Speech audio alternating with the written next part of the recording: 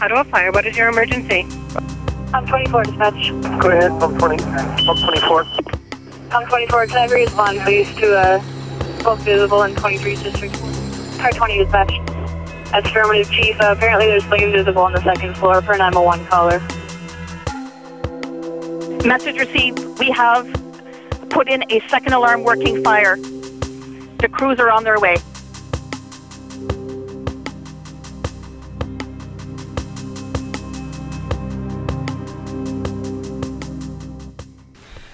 I'm Cassandra Greer, and I started my career as a fire dispatcher with Rideau Township in October of 1996.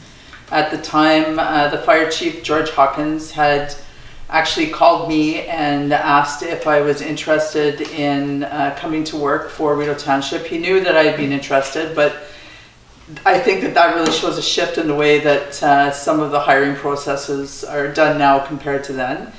And from there, in 1998, we had a really big fire in Rideau Township, and it was a scout and farm fire.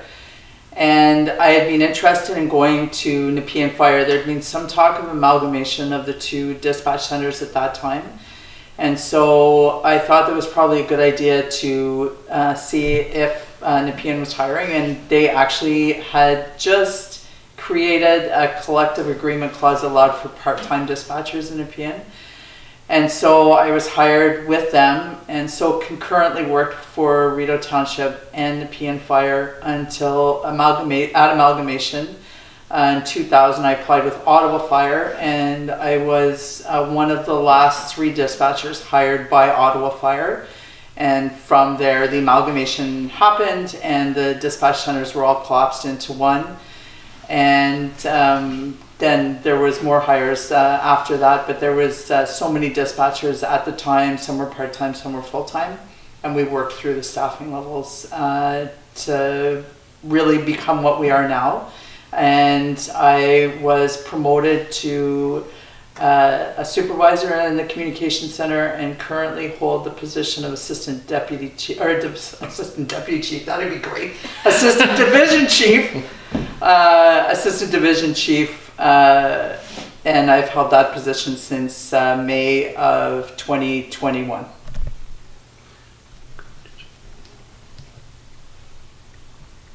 Hi, I'm Judy Rousson.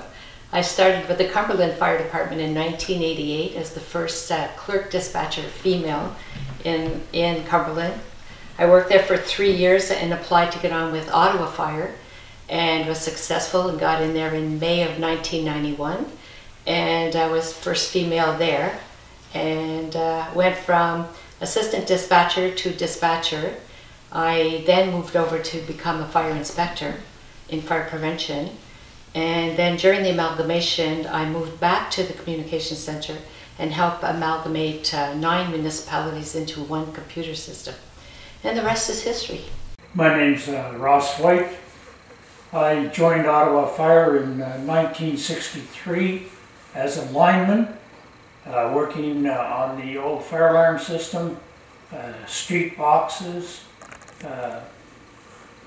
communications to the fire stations, radio systems, technical more than anything, and went over to suppression in 1971 after the exterior systems were removed. The fire alarm boxes, all the cabling, all the wiring had to be taken down, and we did that. And then we went to suppression. I spent some time with suppression, and was asked to go back into the communications center to update it and make it a little more modernistic. Some of the equipment that we were using was antique, and you may see some of it here today.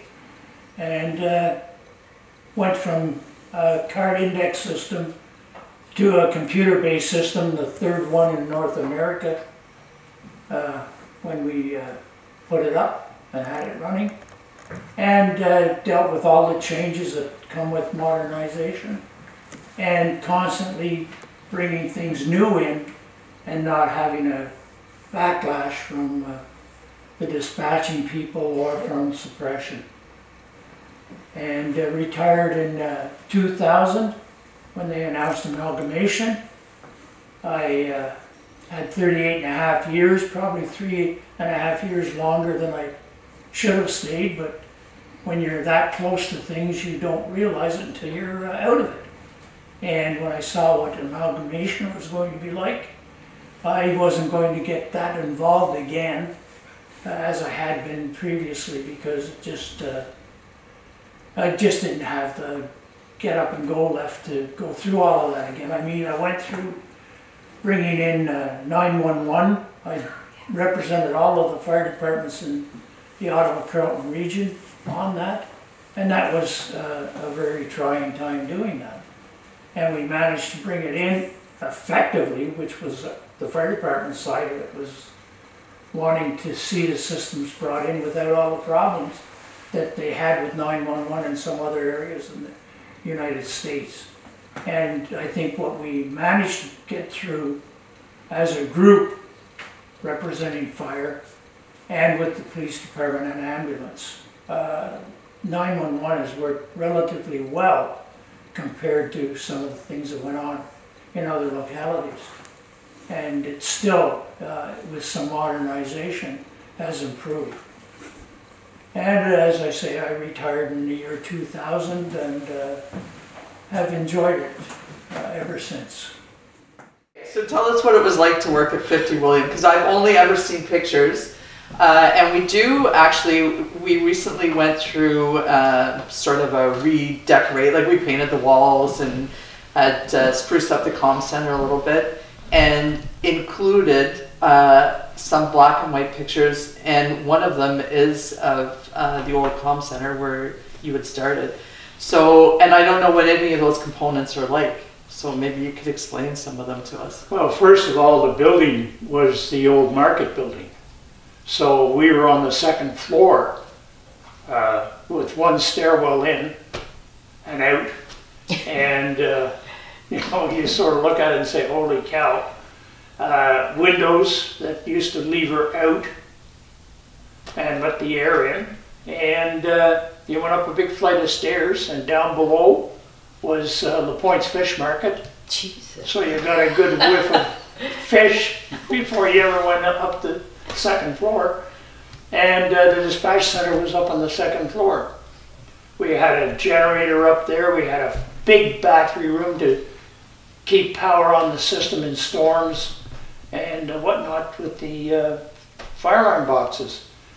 A lot of the equipment was pretty old. The switchboard was an old plug-in cord type switchboard. The call came in, the light came in, it's buzzed, you plugged the cord in, you answered it, you transferred the call, or the dispatcher was listening to the call being discussed, and he would start to do the dispatch. Most of the people working in the dispatch center at the time were people who had been in suppression, had been injured or whatnot, or their health may not have been good any longer, and they were working shift work as dispatchers and assistant dispatchers. The amount of equipment was there to run the fire alarm boxes, great big power supplies, and you used to feed a pair of wires out and around the city to different sectors with fire alarm boxes attached to those circuits.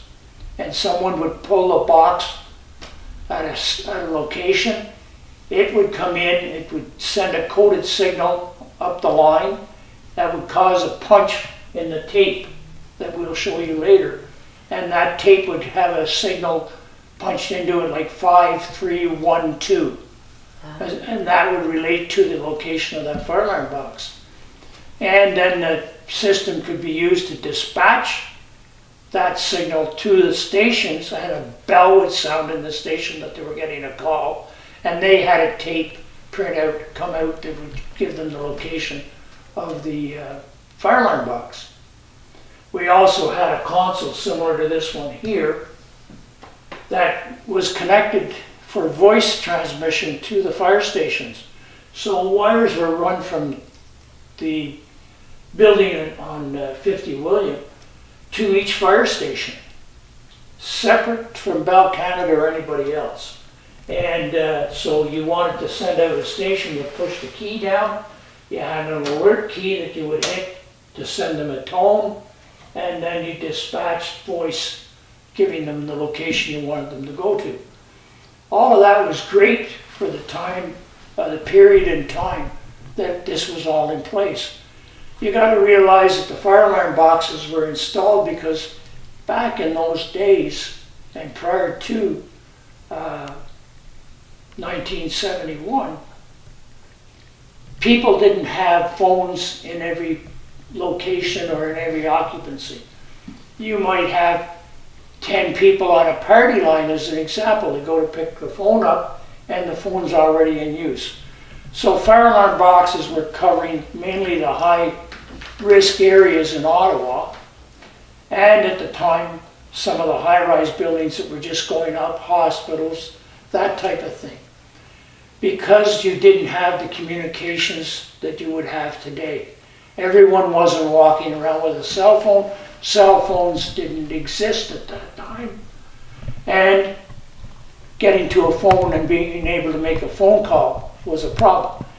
Taxis even didn't have radios in them at the time. They were just starting to get into radios. So you didn't have anything on the street other than a police car that might have a radio in it. And some didn't.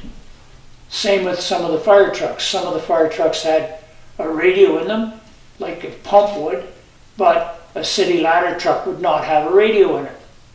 So you had a real communication situation that was transitioning from what ended up being the fire alarm system, the box system, and going into a more modern type system.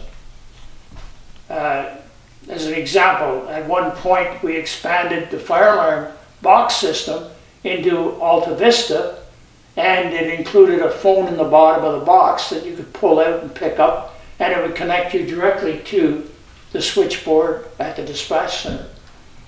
It was really something to work down in the market. You got a real education working down there. You had all kinds of different people working in the area. You had red ants occupying the dispatch center with you. You could sit there and you'd be getting ready to dispatch, and you'd see a whole column of them come up and walk across the wall. And it was entertainment, actually. But at some point, technology started to advance, and you had to be on top of it, as you would today, because it's constantly changing, to keep abreast of what is new and what was available out there to improve the operation and to improve the system. In 1971, we started to remove all of the wiring, all of the boxes that ran through Ottawa. And it took us a while to do that and pull all the cable out and all the wire out. And at the same time, we had to build up the connection to the fire stations by putting what was called a station radio in with a printer on it. And we were one of the first fire departments, or anyone, sending data from point A, which was the dispatch center, to a fire station via air, and making it actually work without any errors. So, you know, and that has changed again as well. So you're constantly looking at a dispatch center that was there back after the Second World War that had been upgraded, and having to upgrade it and upgrade it and upgrade it, and at some point saying there's a better way of doing this. And that was to go to more modernistic phone connections, phone systems. Even after we moved from the market building out to Alta Vista, we moved that physical switchboard, which was called a 555 cord board, where you plugged a cord in and answered the phone. Things like recording incoming messages and having a record of them didn't exist back in those times, and have advanced dramatically since. When did Bertha come in? Remember the big reel-to-reel? Oh, we changed yeah, the tape every 24 hours? We started out with this desktop recorder, reel-to-reel desktop recorder. It was only so big. And of course it didn't have enough channels on it. it didn't always perform efficiently. You know, you pick the phone up to answer it, and the recorder started.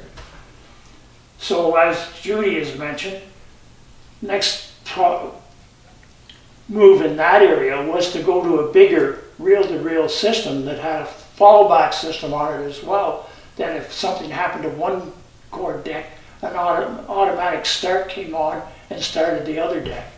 So you had these great big reels of tape that you had to store and keep for like 6 months, and we changed them all the time. We changed them every day, right? Changed them every day, yeah. Yeah. But it did record everything. It recorded the phone system, it recorded the radio messages, everything that was coming in and being, and it was protection. It was protection for the dispatchers. It was protection for the public.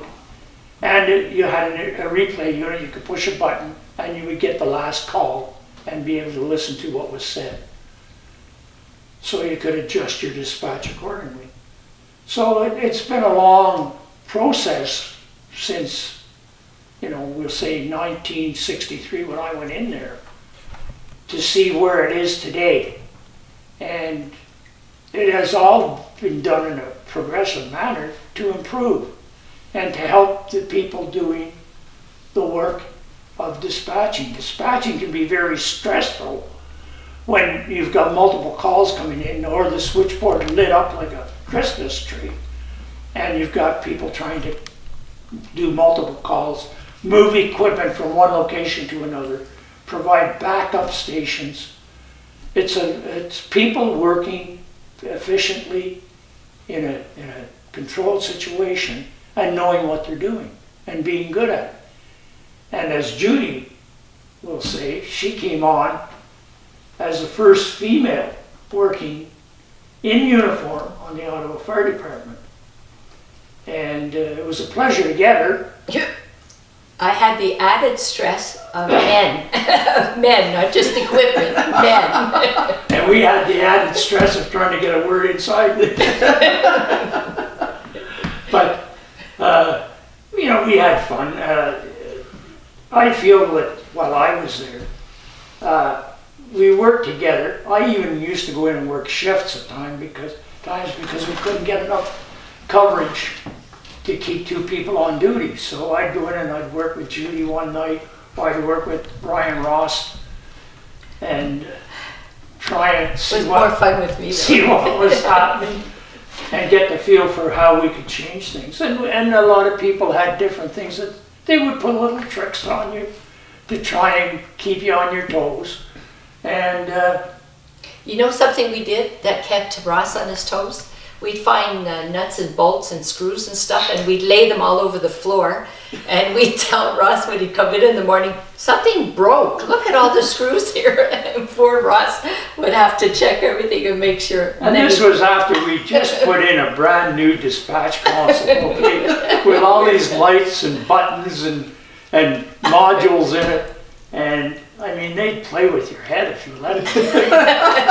And it was a little bit of fun. You had to try and keep ahead of it. But, you know, you have to look back and say that I spent a lot of time doing that and doing other things for the city of Ottawa.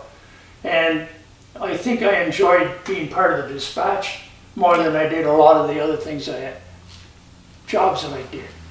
Okay, like I also was involved in testing every new fire alarm system that went in Ottawa as a building mechanical inspector under the building code for building inspection branch. So that was and working with the Ontario Fire Marshal's office on hotel inspections and the liquor licensing board as well at times. So I was doing multiple jobs and running from one thing to another. And thank God I had some good people that were running and helping in the dispatch center that knew what they were doing, because it let me do some of these other things. You know, one of the other things that was really bad is the smoke alarms or smoke detectors back then were very sensitive. Yeah. So even a clap of thunder would set off a whole bunch of alarm systems, and the system we had couldn't keep up, right? So we had to go back to paper and pen and write down what time we sent out that pump, when it got back to send the next one. And if you see in the photo album, there's a picture of Ross and his wife Liz with all the paper in front of them, and we're trying to match up the times, trying to synchronize who went out first, how long it took, when the next one out. Thank God things have changed since then. Eh? Yeah. Storms were bad for us. Storms were really bad. Well, yeah, and part of the thing too was, you know, you have a computer system, and a lot of thought went into developing that computer system, but there were assets that could have gone into that system alongside of it. Like we had a design set to put up an image basically of where everybody was, every vehicle was, and it would change similar to what you have now, where they push a button going out of the station on a rig, and it sends a signal and says we're responding on location, that type of thing. We had a system designed like that. We had that big map on the wall with sticks to move pumps, remember? There it is over there. There, yeah. And that's how we kept track of where the trucks were, who we would put in as a backup. And man, things have changed now when you think of it. Not that much. No, not that much. That system where we just manually move tags around for trucks, because the fire department is so intricate in that potentially you could leave one station in the middle empty where trucks are running into it for cover off purposes. We really haven't changed things that much. When you talk about the cover off, we can't do it by the computer. We track them now by the computer, but to do the actual cover off and just get up and move somebody's tag around, it's exactly the way we do it right now. Look at this. Yeah, it's not like this. Let's bring it a little closer. We just hired a McCormick. just bring it a little closer so we can all see it. So this is, I had no idea what it was. David, by the way, talking. Just bring it over towards Judy more if you don't mind, Cassandra. So this is very important, obviously, in your days. Judy, can you share a little bit about it? This was in was this in the comm center? This one? Yeah, it's sat on top of the console. And this is where you would move the trucks to where they were. Yeah. Right with the yardstick. Yeah. And we were sitting, and you couldn't reach, you couldn't get up and leave our post, so you had a stick to move where these vehicles would end up. But I don't remember some of the codes here that we were using. 29 was that's our safety car. Yeah, our ambulance. The fire department had our own ambulance back then, car 29. Yeah. Wow, eh? I haven't seen this in like freaking 35 years. Yeah. All the stations up here. Chiefs. District chiefs, yeah. In transit, at the shop, the office, fire. Wow. Look at all the chiefs here. That's amazing. But that was put together while we were down in the market. And this was here. Yeah, brought with us out to Randall. Butler and Cummings, Logan, McCormick, some of these names are still around. And you're right, Cassandra, nothing can keep up with what happens when it gets really busy and you're moving a lot of equipment around. Yeah. And the computers don't. You need a quickie sheet. The computers don't have all the facts. You can't make it happen on a computer. Yeah. And one of my favorite chief stories, that a chief obviously didn't understand the complexity, had not been a chief from Ottawa, and I don't believe had very much suppression experience when they were hired, and that's just the way they hired.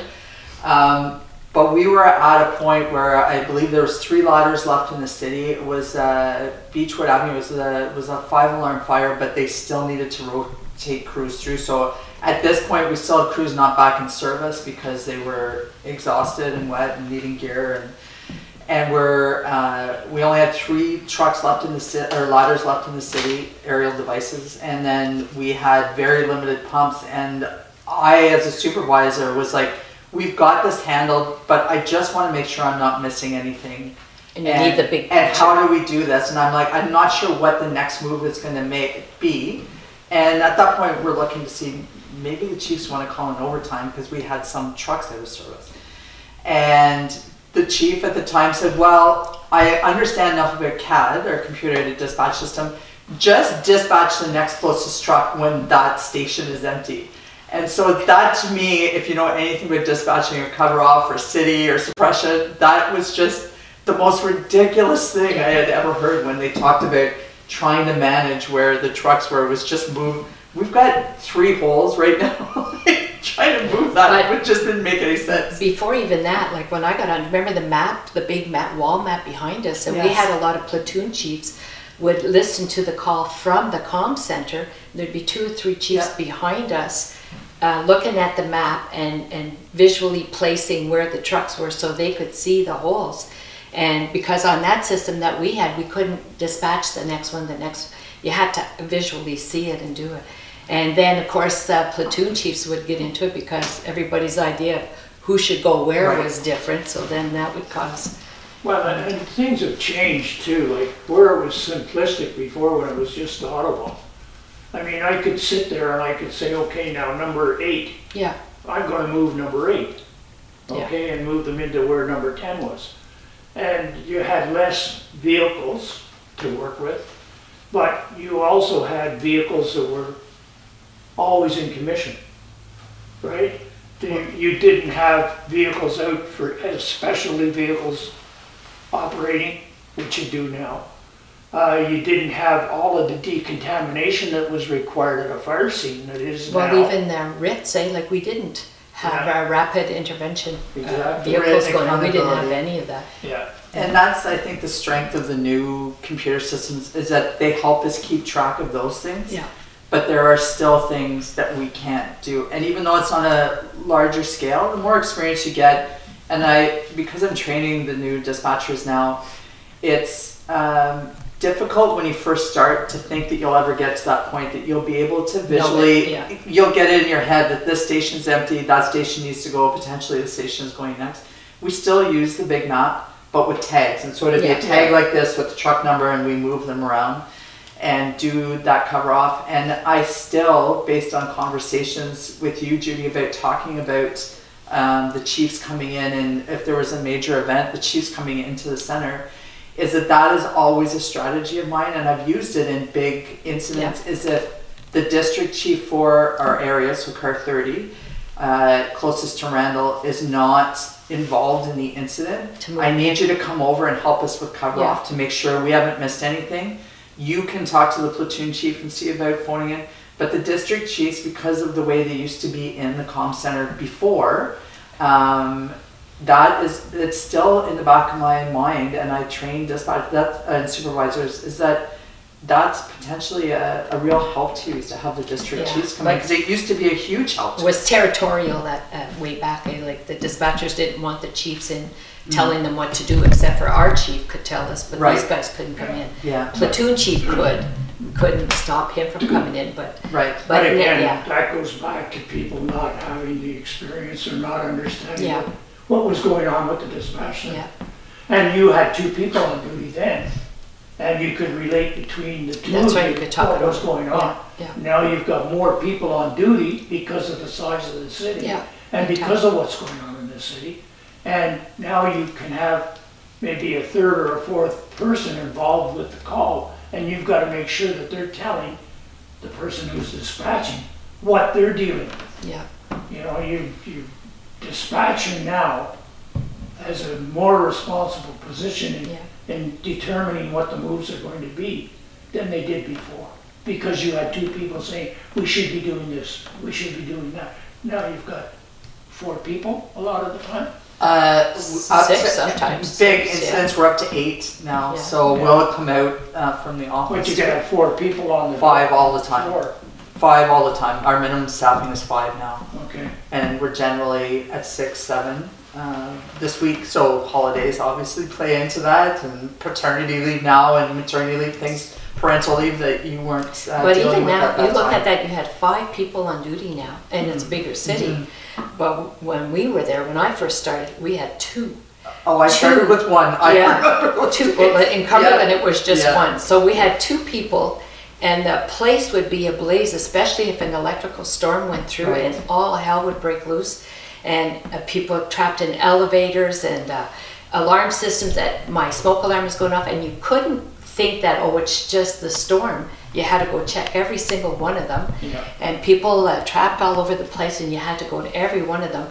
And at the end of the night, oh my God, your head would just be like, where the hell is everybody? And then we'd just stop and try to get all this paperwork together, and because you had to have times and where's who and what's what, and oh my God, it was crazy. But you don't get that anymore now. When a storm goes through, you don't get, you know, I guess the smoke alarms, the smoke detectors are not as sensitive anymore. They're actually sometimes, it's not as sensitive like physically to, like you said, a clap of thunder, but because everything's in the electrical systems, as soon as there's a fault, they go off. So storms for us are still significant. Bad. And you can see it rolling across the city, and because we have a starts bigger area now, you can start, like, you'll see like the rules, like District 6, and then it'll be like kind of drop down into 8 and then across. And when it starts in 4, you're going to be, you know that it's going to be busy. And it's more, in the rural areas or outside of the city, it's more like lightning strikes, and there's been something that's impacted. Could be an electrical order. That's right.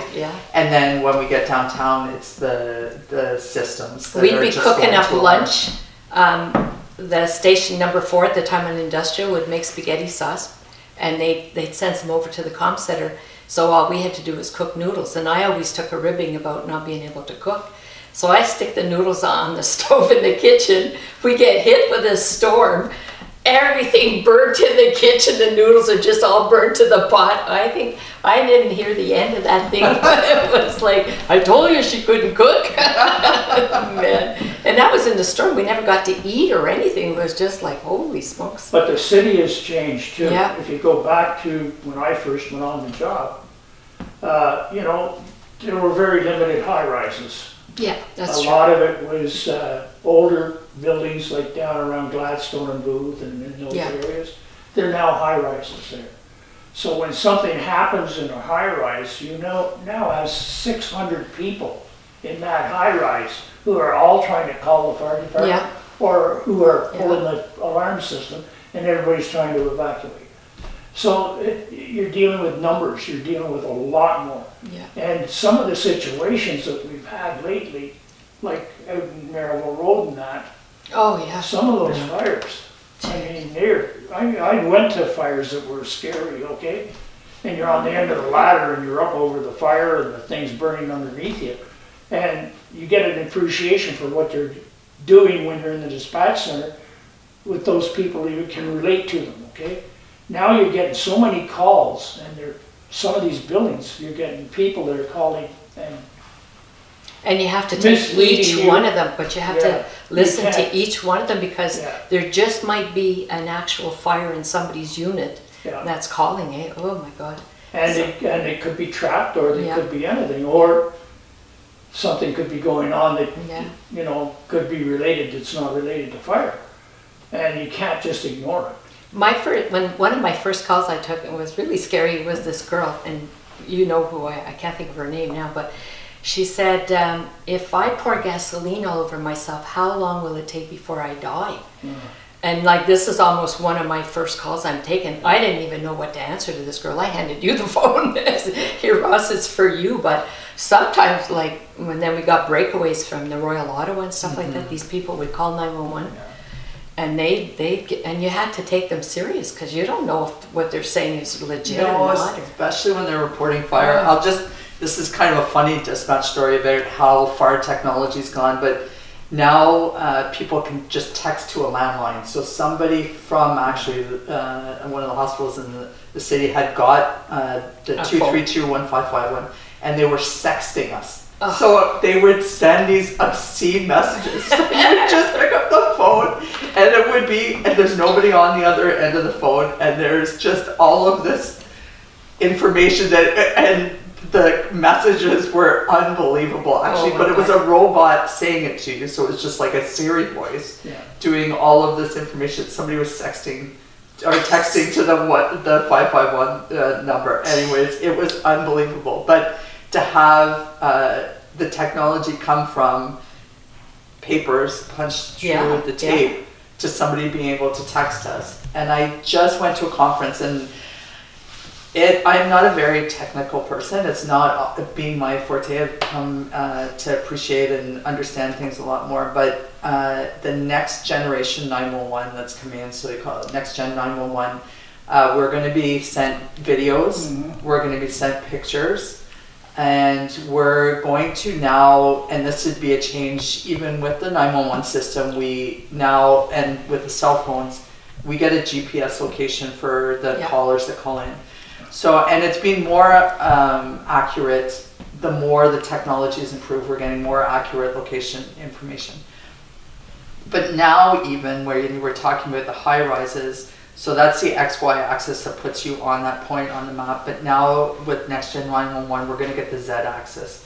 So you're going to be able to tell how high vertically they are within a building. That's awesome. It will be awesome, but it's scary. And I think now about how much we're struggling with implementing the new technology and trying to understand how dispatcher's role is going to evolve, because right now there's so much left up to a chief, a responding officer, your first due officer, which is completely legitimate and absolutely the way we've operated for a long time.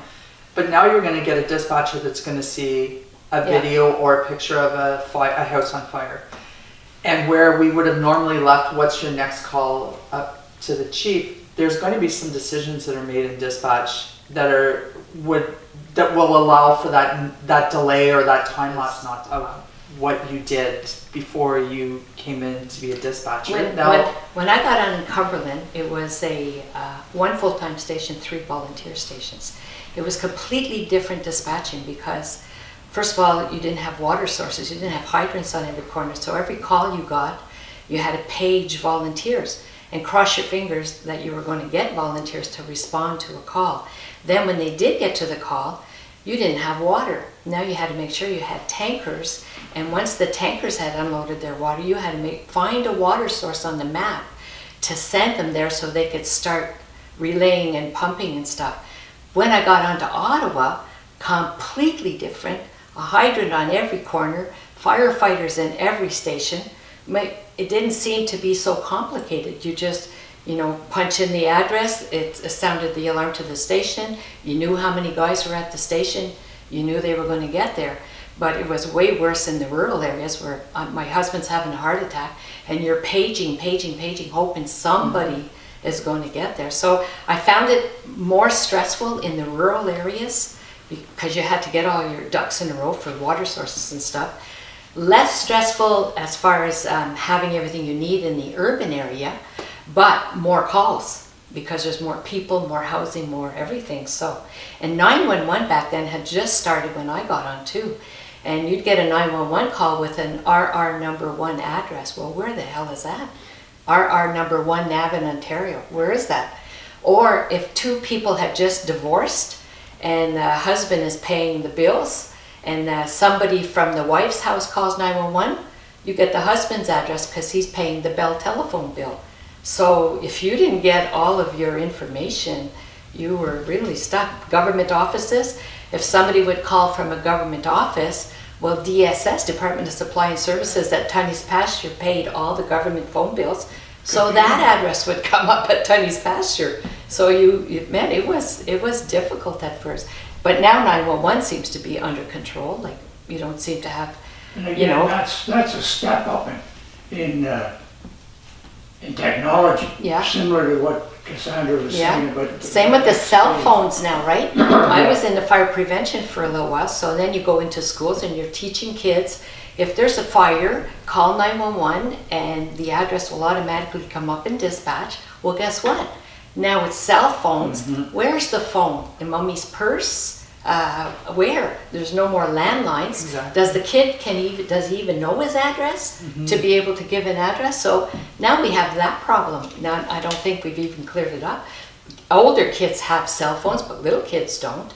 So I don't know what they do when that kind of happens. So there's still stuff that has to be worked out, It's constantly changing, like I said, and you have to keep up with it. And you're concerned about if they start sending video through, there's equipment required to do the receiving of that and the storage of it and a fallback position maintenance, All of that. Yeah. All of that. And that has to be there, and it probably won't be there right at the start. It never seems to be. No, and it's interesting when you're talking about the Big Bertha reel-to-reel, part of the information or technology that's coming in now is artificial intelligence for transcribing calls during the call. And so they transcribe the call digitally from the phone call, all of the radio transmission, all of the dispatchers, and attach it to the call in CAD. So no longer is it, this is the call, we'll go get the recording. It's all everything nice. is on one. Nice. But the storage issue actually is coming up, and do this, like who has the hardware, and that's where these big cloud storage solutions are coming into play for emergency services. So, and when I started obviously with Rideau Township, and I was a pen and paper, and now it looks like I work in Nassau, I think. And now moving forward, it's into the realm of the Jeffersons. Like, I can't even believe some of the things that are coming out now for helmet cams. And right now we can GPS locate every firefighter by their portable, because there's a GPS locator in their portable. But the requirement for dispatchers to understand and manipulate the technology, when to apply it, what their responsibility is to apply it, all of that training has required a real shift to understand more fire ground operations about what's happening during the call and the predictability of the call, that I think that you just inherently came in with because you were from suppression. And Judy, I think when we started working and we were working in fire halls, you absorbed it too, because every call was critiqued as soon as they came back into the station. Yeah. But then when we were at Randall Avenue, there was a disconnect there, that we didn't absorb the fire side of it as much. In Cumberland, Chief Powers used to make us go out on the apparatus floor and take inventory of all the equipment on the vehicle. So when we got a call, if somebody asked for a pipe pole, we mentally knew what that was. Right. And so we were more involved in their training. But when we got to Randall, we were more removed from suppression and not being in the stations with them and stuff. So it was a little hard. And it was harder for us to train the new call takers coming in too, because many of them were coming like from ambulance, or if they were coming, or 911. If they were coming from other fire places, that was good, that was a plus. But if they were coming to something totally unrelated, that was a harder training for us to do. See, and as much as it was a bit of a handicap situation when we were down in the market, and we were using people who had been in firefighting and suppression. Yeah, so they had the fire background. They had the background. Yeah. And you could sit there and you could say, oh, geez, that last call I got, we're getting something, okay? Yeah. And you'd automatically, like I'd go on the radio and say to the district going in, we're increasing the dispatch on the information being received. Yeah. And we would do it. And they didn't mind. No. They knew that you knew what you were saying. Yeah. They didn't mind. But when you remove it away from that, but you have to go with technology and the number of people involved in the turnover and staff, you'd be constant. That's what you're doing now, is training. And like, that's a real onerous situation, because you've got somebody that's trying honestly to fit in and to take over and be able to do the job. Yeah. But they've got to be able to sort of visualize in the back of their mind what they're hearing. Okay, that caller is not normal, as you said, hand me the call, you know, because I had something else there that I could use. So if somebody's coming in cold, it's a big job to get them trained to that. But is it, and what you're saying is correct. It's just like, it's not a bad idea to have some of the dispatchers, call takers, do a tour in fire prevention too, because when people call from high rises, they want to know, and they're asking the call takers, well, what should I do? Should I leave my apartment? And what's going on? Well, in your head, if you've never seen them evacuate a high rise and how they use one stairwell for ventilation and evacuate the other, if you've never seen that, you don't know what to tell these people that are panicking and stuck in their units. They want to get out. They see all this fire trucks and everything, and they want to leave. And so every every component of fire department is important to learn a little bit of it, so that when you're dealing with the public, you know what to say. You can speak a little bit with experience, you know. Well, there's a big problem too, and it's developed from being firefighting and suppression, okay, to running on a lot of medical calls. Yeah. Still, Okay. still a lot of medical calls. Oh yeah. Yeah, and I don't see that that's gonna diminishing change. actually. Like when we were talking about the ambulance Car 29. car 29, where it's right, you have to have an EMS unit on location anytime firefighters are doing interior and that suppression was work. it for us. And Car now 29. with level 0 with EMS, I'd be surprised. I don't know. It's like RIT or accountability. You're almost going to have to Send designate your EMS unit because there's no capabilities there, and that's to me a real huge safety concern right now for the firefighters. I think that speaks to the integration about knowing what's going on in suppression. Yeah. We're the ones being told level 0. We see it all the time. If we get a fire right now, we know how often that's happening. We're able to now, there's good relationships back and forth with committees and the way the department's structured. Hey, we have a concern over here that you might not know about because you're not doing what we're doing. That's right. When I grew up on a farm, dairy farm, I had no idea when I came into Ottawa. Like Nepean didn't have very many high rises, if any. They were all low rises. And so I remember you telling me, just tell them to listen, because Judy helped train me. Just tell them to listen for whatever they say on the enunciator panel. And I'm saying it, I have no idea what an enunciator panel is. I still don't know if I would be able to, if I pick one out, because I've never lived in a high rise. I don't know anything about high rises, but it's just one of those things you just tell the people. And the pre-arrival instructions and being able to think like a firefighter, like a suppression firefighter, is really important, and we're getting more towards that, because it was that disconnect from the time we were hired to, there was probably 10 years there where there was, how do you train somebody to think like a suppression firefighter when there's never that relationship? We used to have accommodated firefighters who were in for injury all the time work, or if we were short staffed, somebody from old number 8 would have to come in and work. And so we got that because they were in dispatch, but there is none of that anymore. You can't do it anymore because now suppression is not technically trained to do what's going on in the comm center now. Well, it's so they're afraid of the computers. They don't know how to use it. You can't even. So now we can't borrow firefighters anymore to help call take it. Remember, we used to do it all the time. But now you can't do that anymore. No. It's all getting specialized, eh? Even at the end, Craig Morrison came in one time he was at number 8, and we called him, and we had some fires, Colleen, I think, and it was like 2 o'clock in the morning, and when the firefighters were there, they'd go and sleep at 8, or at 10, and if we needed them, then we were to call them back, so we got a fire. And Craig comes in, and literally his headset was like up, lying on the desk. He's supposed to be the one helping us. He's like, what do you want me to do? I'm like, just make some coffee. and way back, okay, before all the technology went the way it has, he used to work in there. That's exactly. Right. Yeah. But he'd be walking into a whole different situation now. Oh, you wouldn't You even can't just walk in and sit down and think you're going to do it. No. And then the whole bilingual is an issue now too. You can't go into the comm center unless you're bilingual now. But you can't be hired if you're not bilingual, but you can come in. Yeah. Yes. We can't. Who was bilingual when I got on? I was bilingual, and who else? I can't remember. Because we used to call them at number 5 to be our translators until I got on. But we had people that were going back to even down to the market.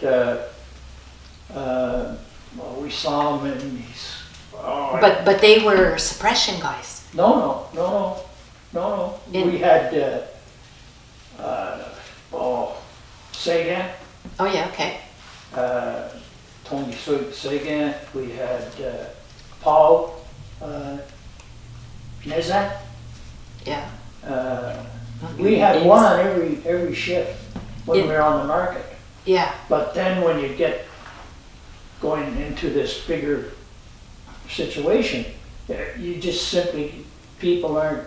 No, like when I got on, Rick McCauley was a dispatcher, and but he had somebody with him.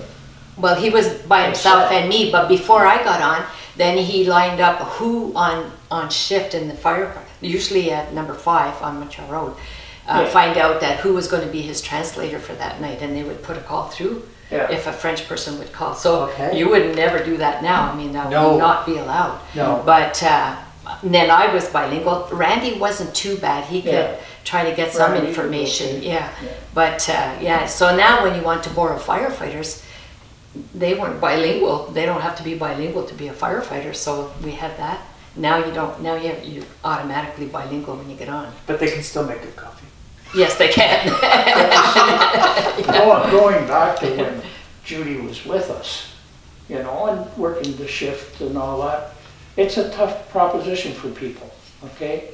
So I had people come to me, and she was one of them, said, look, I want to try something else. I want to go to prevention. And I said, well, if you can go to prevention, go ahead and go. You know? Yeah. Plus I needed a rest. As you grab your My hearing was starting to go. I was the first female inspector, and that was a problem because I was the minority and they kind of want you on the street. They wanted me to go into schools and do public education, but I wanted to be an inspector. I wanted to go and learn. Well, then the other issue was if you had training, it was cheaper not to send me, because if I went, they'd have to get another room in a hotel. They wouldn't be able to double up with the guys. So I remember saying, remember Leo Morissette? I remember saying to him, well, I'm never going to get trained for anything because they don't want to pay for the extra room for me, you know? So it was all those stupid little things that happened. Do you remember when you had to give me one of the washrooms in the comm center? The guys always had 2 washrooms, one on each side. Well, gee, now we got a girl. So they had to give me a washroom, and they bitched about that. It's like, well, how come she gets her own washroom? Well, what the hell? You know, like, oh my God. Do we really want to share this? Now, Judy, you were also, I just came to mind, you were a shop steward too with the union, is that right? I did at the very beginning, yeah. Because you were the first female shop steward. I mean, subsequently, now we have a female vice president. I was the first female elected to the board. Do you think, you know, I mean, working through that and looking back on some of those challenges about having to explain why a woman would need a washroom, or about some of the reluctance, we had talked about it a little bit about some of the perception of the wives that their husbands were so irresistible that we would be throwing ourselves at them. Poor Ross. He got so many calls from the wives. They did not want their husbands working night shift with me. Right. And like, well, I don't know how you dealt with it, but I thought, what do they think I'm going to do? Yes. Like, but you know, on the other hand, my husband was in the same position. Exactly. I was the only girl with 1,000 firefighters. Right. And so I was working night shift with all these guys. So he was in the same position on the other side. Same thing happened in Cumberland. The ladies there wouldn't talk to me for the first little while either, because they didn't want me there with their husbands too. So it's like, you know, it was hard at the beginning. But now it's a whole different ballgame again through change and time. I mean, you've got female firefighters. Yeah, no, it's a lot better you've now, but it was hard. Fire suppression officers. And do you remember Chief Donaldson? Chief Donaldson in the training division. I did the 6-week training with the recruits when I got on, so I had to do all the same training they did. And one time we were in the yard, and number 9, Butch, they were doing deluge training. So I'm standing there with 5 other new recruits. All of a sudden, I am soaking wet. Butch turned the deluge gun, and it just dropped on me. Chief Donaldson. The only way they could get a word in.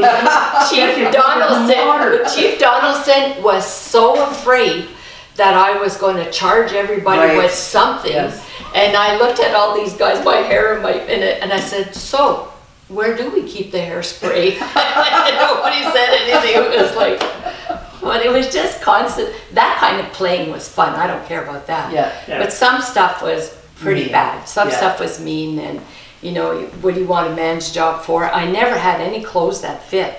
No. If a man had to wear ladies' clothes, as long as I had to wear men's clothes, I'm sure they would have got clothes. I had to take her down to the police building. on Elgin Street to get some clothes for her, okay? We went down, and I knew the guy that was running their stores, and tried to fit her into a police uniform without the stripes on it, and shoes. The one thing she complained about was the shoes. She wanted shoes with a heel on them. I came up with my color chart. I said, now I can wear any one of these colors, but I had to wear blue. I remember we could get skirts as part of our uniform, but there was no shoes. We had to wear men's shoes. And socks. And socks. The socks. So you weren't allowed to wear nylons, or you would have to wear dress shoes and a skirt. It was terrible. I don't know what we the collars like. on my showed up for a parade or the collars on the shirts were too big, so your tie was always down here. Yeah. My hat always sat on my nose, so I'd always be looking up here. Oh my God! You go to the washroom, you took an hour to tuck your shirt in because it went past your knees. Yeah, it was just crazy. And she had me on the phone to administration all the time. She's complaining about these shirts with the big heads. I would think man came into, I think it was Carlton uniform at the time. Yeah. And he came in and he's like, okay, we're getting your uniform. I'm like, okay, measures my neck and my wrists. And I'm like, I got a whole lot more going on than just my neck. I don't know what else to need to measure, but it's not just my neck. But imagine those poor tailors. I felt bad for them too. We're lined up with 50 men. You had the one guy who was afraid of you. Yeah, he was afraid, like he didn't want to come near me at all. You're lined up with 50 men to be measured, and you know you got to measure your inseam, and you might not want to tape this, but I remember the tailor was asking all these. I'm just going to zoom in, Judy, on your conversation right now. Go ahead. The tailor was saying to all these guys, what side do you dress on? And that stayed with me for a long time. He was going to ask me this, and I don't know what to say because I don't know what he's asking. And so I said to Buddy behind me, I said, what does that mean? He goes, what side of your is on? I have one really good call, but I can't really tell you about it because all it is swearing. I can leave it out. Okay. Well, I got a call, Ottawa Fire. Oh, okay. Ottawa Fire, the guy says, hold on, I'm at the stop and go. I said, excuse me, sir. He said, no, I'm at the stop and go, and I done did hit a deer. And I said, sir, where are you calling from? Because here in Canada, we don't have stop and goes. So I'm thinking the 911 call was redirected wrong. Anyways, he said, no, I'm going to tell you. I was minding my own goddamn business, driving down the highway, and I done hit a deer. And I put the deer in the back seat of my car, and it done bit my neck. And I said, sir, where are you? And he wouldn't tell me. I said, are you hurt, sir? And he wouldn't tell me, so I said to him, Sir, tell me, are you hurt? What can I do for you? Where are you? No, I want to tell you. All I want to know is that I'm a stop and go, I'm in the phone booth. I want to know who gets the deer, me or the motherfucking dog. Dog. I said, sir, where's the dog? He says, the dog is pulling on my pant leg because he wants the deer because he's got blood all over him from the deer. And I played that call. Well, he says, motherfucker, 22 times in that, and it's on tape, and I played that to everybody who came into the comm center. You were there then because you told me to stop. Rousson, stop! That was the stupidest call I've ever taken. And then I've taken another one where a lady says she's got green spots all over her face. She thinks that there's chemicals in her apartment, so I had to send a pump to that. And the guys get there and they said, it's all right, it's just a bingo marker. Guess she fell asleep and they put a bingo dabber all over her face. And that's the kind of calls that we send, because you don't know what they're talking about, right? No. You don't know that maybe there is a problem. So you have to send somebody to these calls, but we've had some pretty stupid ones. Tell the electric tree story, that was my favorite. The electric tree. Yeah, there was a guy that phoned and he saw the fire and it was the hydro pole, but he told you that it was the electric tree that was a fire. That was during the ice storm, wasn't it? Yeah. That was when the vaults, all the hydro vaults were starting to arc. Yeah. And this guy was saying that, I don't remember the whole call because that was a spooky thing. During that ice storm, everything was quiet till about 2 o'clock in the morning. then we started getting these calls about wires arcing all over the place. They can see them across the fields and stuff. And you know what, that was the end of my shift, and it was almost a good thing, because when I left Alta Vista that day, it was like a winter wonderland. All the trees were covered in ice. It was beautiful out there. It was like, what the hell? And then that was the beginning of the end for that. Yeah, we were getting a lot of calls for... We had pumps out from downtown, from Preston Street. Were you working with us Way then, to hang Cassandra? out. You No, were at I the was other in end, Greer right? Township, so we had some of the, so my dad was a volunteer firefighter in North War for 30 years, and so, but at that time, because it was all separate municipalities, a lot of the firefighters were volunteers in their areas, plus full-time firefighters. So I remember John McCarthy being on a pump and being in Manotick, because he was from there.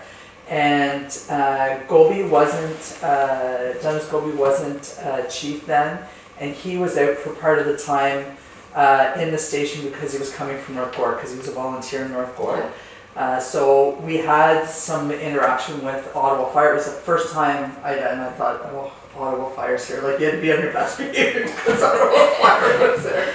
But no, we were put on 12 hours shifts. We weren't allowed any days off. It was it was very obviously extreme event, and there was that was the freakiest thing, though, eh? People freaky. on oxygen who had no power. We had to get firefighters were going around with generators and trying to get some of these old people that we didn't even know lived in houses, and that was like in a lot of the rural areas. We had to send firefighters door to door and stuff to go and help them out, and that was the freakiest thing ever. Well, then people were stealing the generators out of the Bell central offices. So you were losing different segments all the time, like out around Rousson. Do you think now we're better prepared for an ice storm? Because the stations all have generators now, but do you think...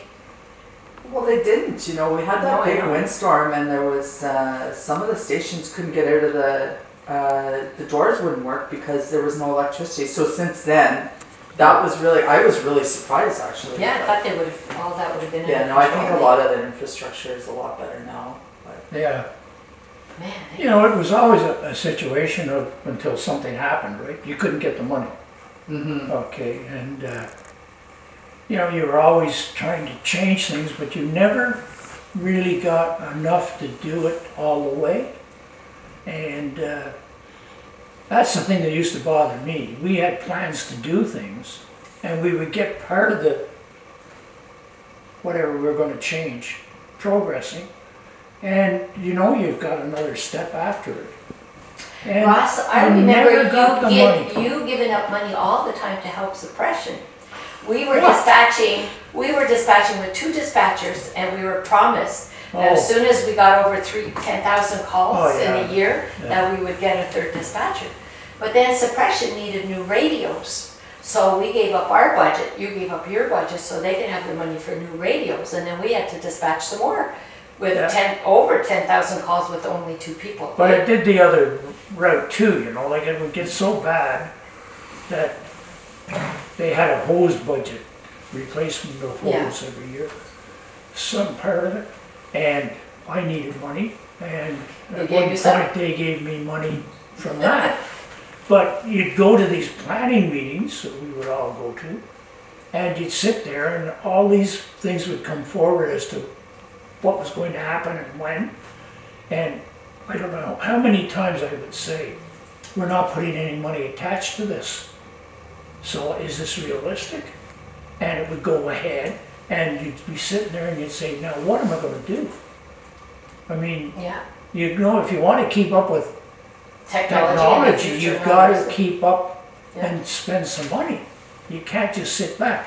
When I first went on the department in '63, the radios that were in the pumps, okay, were 2 pieces, about this big, about that high, and full of tubes. And it took one part of the radio was the transmitter, and the other part, the same size, was the receiver. Well, how long, you know, before you had a problem with them, number one? You had a pump going out the door with these radios in them. You had a city ladder truck going out with a guy hanging off the side of the truck, right? Yeah. Because that's how you used to go. And that thing didn't even have a radio in it. He had to make sure he kept up with the pump or kept him in view so he knew where he was going. Where he's going. You know, and that was how far back, you know, technology was. Like the first thing when we moved into Randall was we brought that 555 number model switchboard in, because that's all we could get.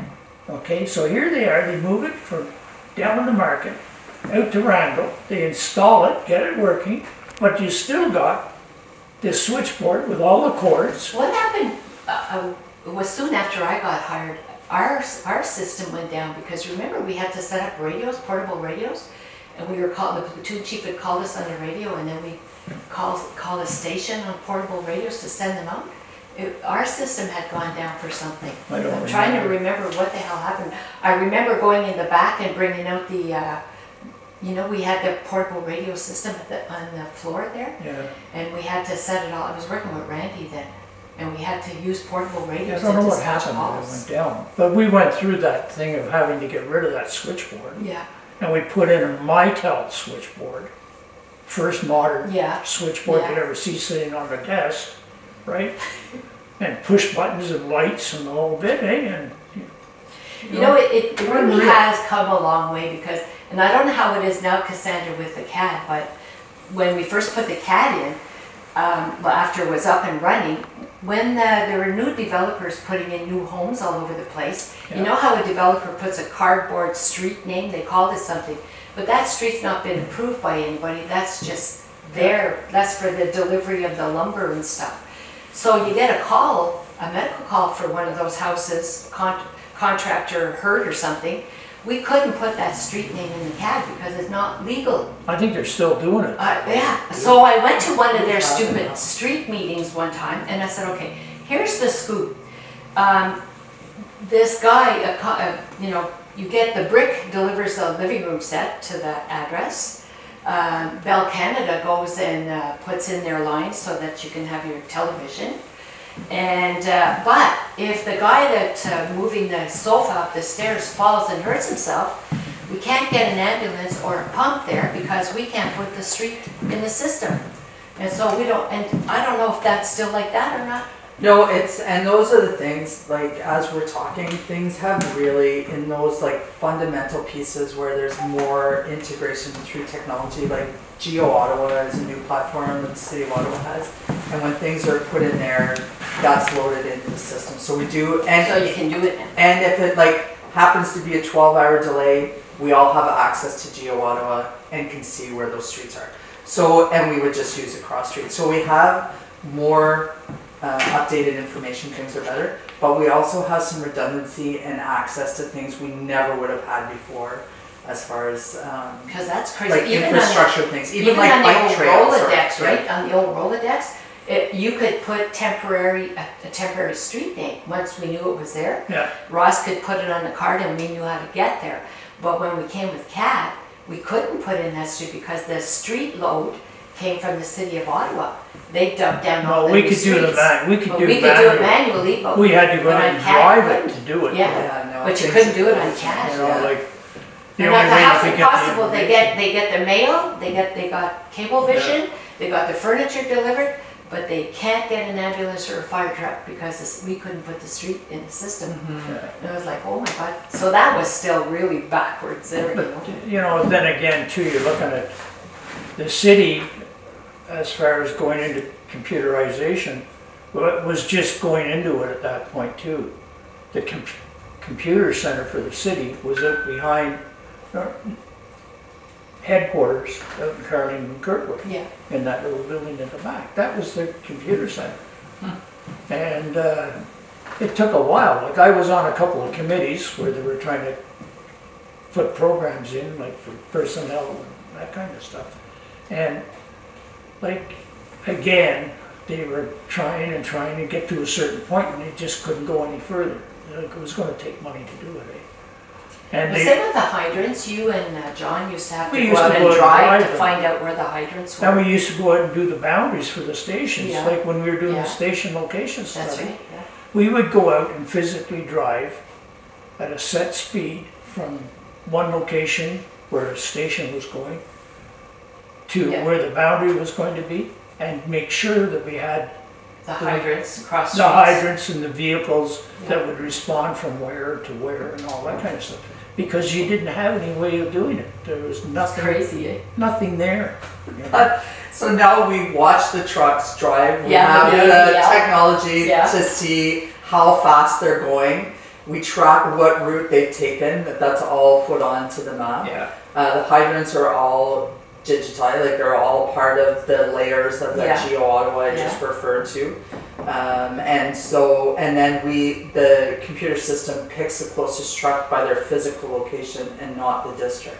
So that technology that's come forward from you and having to remember, because the computer systems would go down, and even though we had some of these things, we would just have to remember where things were. And now the computer just picks these things, and that's crazy. It's way better for firefighter safety, for the public, and for just I think the peace of mind too of those of us that we have technology to rely on, that we didn't make a mistake. Because sometimes we were just doing our heads.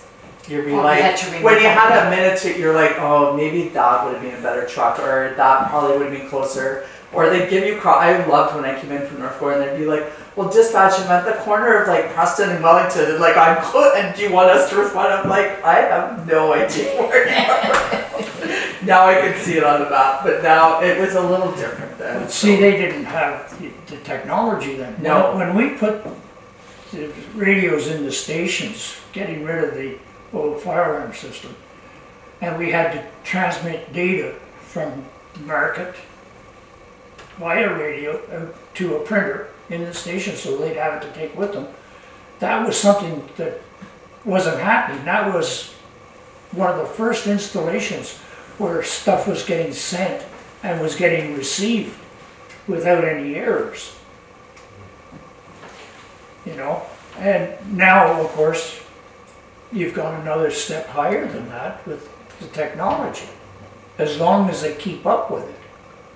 Well, it's just getting bigger and better and easier all the time, like with the automatic AVL, where you can see the trucks with the closest vehicles and stuff, and now you have, as soon as you send a call out from the CAD, it rings the station, it sets off the printer, like all these things. They have a mobile data terminal now. MDTs so the map that we see where all the hydrants are located, and so if I put a drawing on a hydrant that it's out of service, that's right. For instance, the truck will see that hydrant's out of service while they're responding. Or if there's construction on that street, we've drawn a map on the map that they can see that as well. So. Isn't that cool? Remember, we used to have to go to the hydrant map. The guys would be at a fire and they couldn't catch it. They needed a bigger minute and they needed to know where it was, and then we had to go to a hydrant map and try to read those things and tell them where the next closest hydrant was. Exactly. See, and again, you couldn't get to that level of where you're at now.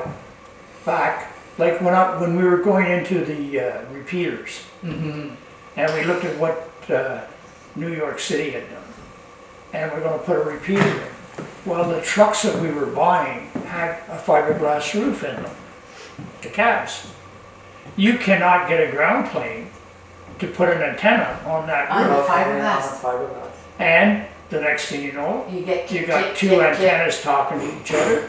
So you got to coat the roof of the vehicle with a ground plane, okay? And that helped to get some of it.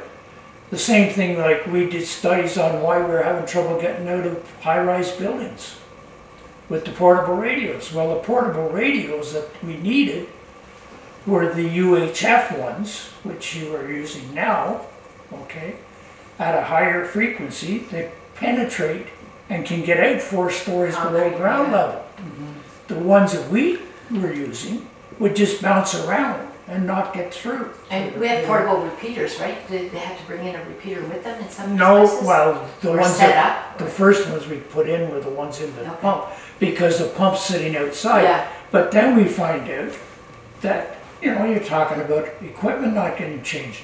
Well, what did they have on the back of the pump? They had rotary lights. they're sitting on the street and the thing is going around and around and around.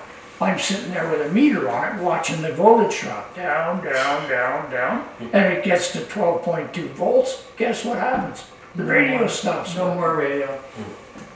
So we went back to vehicle pool, said to them, look, we got a problem. We brought some rigs down to Swansea, and I showed them what we were seeing. And I said, we got to get rid of these lights. They've been there since 1940. Right. Okay? And you could hear them grinding, turning, Yeah. you know, and putting out all this interference, plus taking the batteries down. How the rigs didn't stall at times and just shut down, you know? Right. So I'm going to just interrupt just a little bit. I've handed Cassandra a phone here. Now this is our 911 console, this phone in particular, okay? Okay. And when the phone rings, I'm going to be on the other end of the line and just give you a fictitious call. Okay. And let you experience, let those watching experience how dispatch answers the call now.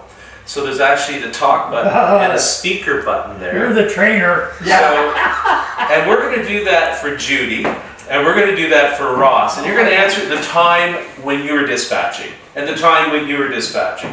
So I'm going to go to the other room, and Cassandra, you've got the phone there. Okay. You can see there's a talk button and a speaker button at the bottom. So you want me to put on the speaker? Eventually, after the phone rings, Okay. I'm going to give you a call.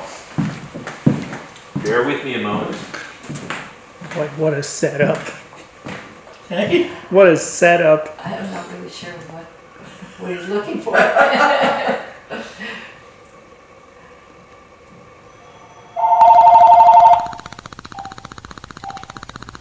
Ottawa Fire, what's your emergency? I've got a funny smell in my house. What's your address? It's a house on Metcalf Street, Metcalf. Do you have a street address? Yeah, it's 261 Victoria Street. 261 Victoria Street. What's the cross street? Oh, good question. It's, I think it's, hey, hon, what's the cross street down the road? She doesn't know. Okay, well, I've already dispatched the trucks to 261 Victoria Street, and we'll get an updated location. You said it smelled like gas in your house? Yeah, are you familiar with Victoria Street, like where it is and everything? No. Well, then how do you get that trucks? Well, I have the address in the computer. I just was looking for the cross street. Okay. So the cross streets. Yeah, I don't know what the cross streets are, but it smells funny. It smells like rotten eggs. Okay, and is anyone in the house feeling sick? No, well, my wife's got a headache. Okay. Can you open the windows, and we're going to send the firefighters over with their gas detectors to take readings in the house. But because it smells like natural gas, we're going to get you to open the windows just in case there's any kind of a leak. When did you start noticing that it smelled like gas inside the house? Well, my 18-year-old just came out of the washroom about 5 minutes ago. All right. And did you notice any odor before then? No. Okay. All right. Well, firefighters are on their way. If anyone gets sick or you think that you need an ambulance, let us know. And I'm just going to confirm your address again, if you can give it to me, the street address. What did I say earlier? 261? Victoria. Yeah. Okay, firefighters are on. So just so you know, we're in Metcalf, Ontario, not Metcalf Street. Oh, Metcalf, Ontario on Victoria Street. Okay, message received. If anyone starts feeling sick, do you think that anyone needs an ambulance at this time? No, I think we're all good. We're going to step outside and wait for the trucks, okay? Okay, make sure that the windows are open, and if anything changes before we get there, give us a call back, 911. All right, thank you. Thank you. All right, good job, Cassandra. Now, a long time. I was on the other end of the phone, of course, and I said the smell. You didn't know where you were. Yeah, the smell started to come right after my 18-year-old left the washroom. I was going to say something. We don't even acknowledge it. That's the thing. What are you cluing in on that one? Yeah. Smells like rotten eggs, Judy. What do you think? I'm thinking your son's not feeling well. Yeah, but you can't judge that way, right? Drinking last night. Yeah, exactly. Well done, Cassandra. So We that still is have how. what? That's how you would answer the phone. And Pretty much. Yeah. So Judy. I'll show you how not to. Okay, Judy. Well, I'm going to call. Where's So the there is speaker a Down in speaker the button. middle, yeah, right there. Let's see how you answered the call Okay. back in your days, which would have been, what, the 80s? 91 with Ottawa. 91 with Well, Ottawa. 88 with Cumberland, but yeah, I'll answer it all. Because you were still in those there until 2001. So I think you should answer the call as if you're still in 88. I Cumberland. retired in 2013. Yeah. Hey, Judy, you're going to answer the call as if you're still in Cumberland. Okay. You remember? No. No, I still remember doing the radio checks, the XJI 612. Oh, yeah. Yeah, XJG 67 was Ottawa. Yeah. That's right. Yeah. XJG 67 Ottawa Fire Department. Cumberland Fire. Cumberland Fire, hi, how are you? Great. Listen, I got a friend here. He lives in Cumberland too. He's moved down by the water. His name is Chris. And he's, I think he's been drinking too much. Sir, you're cutting in and out. Can you speak up? Well, yeah, I can, but I don't want him to hear me because he's been drinking too much. Alrighty. What's the problem? Well, he says he's seeing butterflies. All right. Big butterflies? Little butterflies? Well, medium-sized ones. Medium. Yeah. And where is he seeing them? Chris, where are you seeing the butterflies? In the air. Do you think, is Chris standing outside by a butterfly plant? No, he's sitting on a chair, just cleaning his bong. His bong. And he smokes one of these funny looking things. Oh, I see. That's where he's seeing the butterflies. Yeah, and he tells what it should do. Well, is he feeling okay? Chris, you feeling okay, bud? Well, I've got a thumbs up from him. Well, we're going to send a pump over there to have a little check on you guys. Make sure all is good. Okay, good. Can I get an address from you, sir? Where do you live, Chris? Yeah, he's not sure. He's not Did it not come sure. up on your dial phone? Did you call 911, sir? I did. You did? I'm not seeing your address. Oh, it's a secret. All right, well, listen, thanks for your help anyway. I'm going to look after him myself. Thanks for calling. Oh, you're welcome. We're going to Bye. send a pump anyways, but So Judy, what kind of call would that been? we're still going to send a pump. And I think that's important. I'm going to send the cops to you. Yeah, exactly. Well, we wouldn't just be going by ourselves for that one, Yeah. for sure. So Cassandra, you were going to comment on that call that came in. Well, I just was going to say that there are very few exceptions where when we receive a call that we don't wouldn't. send a truck. Yeah. It's like, there's so few exceptions to that. And what we're really looking for is to make sure that we can go with no lights or sirens, and that if we can reroute to another higher emergency call. But when firefighters are called for any reason, we generally will go, even if we can't do something, we will go and explain why we can't do something. Yeah.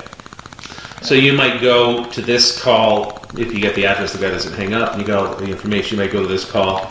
Obviously, going into the scene cautiously, and trying to determine then from there what resources that you need. And the guys will just come back and say, everything over here is okay. Yeah. And then they'll call us when they get back and tell us what it was. Yeah, and usually it's a funny story or something. Usually, like that. That's right. Yeah. Ross, you ready, bud? No. It's been a year or two since you answered the phone. In your day, they used to say, I'm fire not department. answering this thing. Hey, you guys used to just go, fire department. Well, I'll tell you what, Judy's going to play with the phone. She's going to answer the phone, put on speakerphone. We're going to give you something that maybe you used in your time. Answer here and speaker there. Why don't you do that for him? He's going to pretend he's answering this phone. What is this? One ringy ding ding, two This ringy is ding. ancient. There you go. You're wasting. I'll be right back. I'll be right back. You got to pick up the receiver though. Is this thing going to work? No. No, it's No. going to work on here. Well, they want to get a geez. picture of you. You answer it and I'll say it's not working. I'm gonna. You pick up there when I pick up here. So here's the thing. The person I'm calling isn't taking calls at the moment. You person probably that killed the battery. What the hell? That's Greer's. So here's the question. We won't have you play this game, Ross. But what I want you to do is explain That's to good us, because is you were this, gonna the have to type, delete is this it. the type of phone that you folks would have used back then to answer the calls? Oh God! What do you mean it's got a rotary dial? Okay. We had no, yeah, we It wouldn't had, So, what do you do when you get, Cassandra, hang-ups, or maybe the person on the other end does get a busy signal? People on the other end don't generally, unless there's some sort of 911 system fault, get a busy signal. And if we do get a hang up now, whatever information we have, once the caller hangs up, and it could be only the anti-alley information, so the whatever has come through as the location of the 911 caller, we respond, police respond, and EMS responds. The 911 hang up for any of the agencies is a tri-service response. We have a standard running assignments. It's 2 pumps in district, and then someone gets there, and that's the way the whole system works, and that's the way tiered response systems work, is that somebody gets there and updates the other agencies to determine who's needed or who can clear from the call. way back in the day when you had cordless phones, people would call, whenever a cordless phone, when the batteries would die, it would default to 911. Yeah. And we'd get a call and we'd get nobody on the other end. So we would send all 3 services, and a lot of times the guy would be sitting outside having a beer thinking everybody's coming at him, and all the time it's his cordless phone, the batteries were dying. That happened a lot when the 911 first came out. Yeah.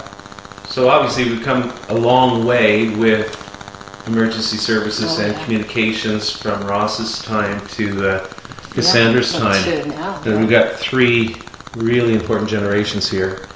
And I want to thank you for your time today. I know That's awesome. we can go on and on for probably another hour or so, but I don't want to take up your Saturday, but I certainly enjoyed this time together.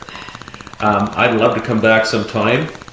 I would love to do an interview with yourself, Cassandra, and how the dispatch works over at Alta Vista, so we can talk about that for a future video. Yeah, especially with all these upgrades. Yes, it would be great to have you over there, even taping what we can tape. So Yeah. So again, thank you all for Thank coming you. today. Is there Thank anything you. else that I'm missing out that you'd like to share? No, Ross is quieter than he used Yeah. to be, but Well, Golden. so why?